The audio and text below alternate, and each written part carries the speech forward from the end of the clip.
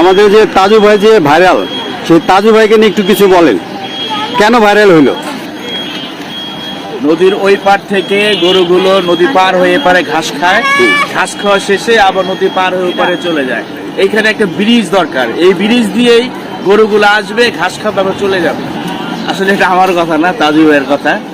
বিষয় হচ্ছে যে উনি চেষ্টা করে নিজের সমস্যাগুলো, এলাকার সমস্যাগুলো তুলে ধরতে, যাতে করে বিশ্ববাসী এবং সরকার পর্যন্ত যাতে কথাগুলো পৌঁছায়। কিন্তু যদি থাকে নসিবে আপনি আপনি আসিবে। এখন প্রতিটা গণমাধ্যম বড় বড় চ্যানেলগুলোর আমলও নিয়েছে, এটাই ওনার সাকসেস।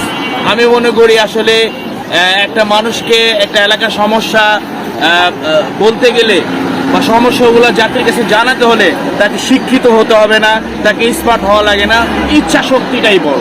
আমার মনে হয় এইটাই। ধন্যবাদ মিশা ভাই।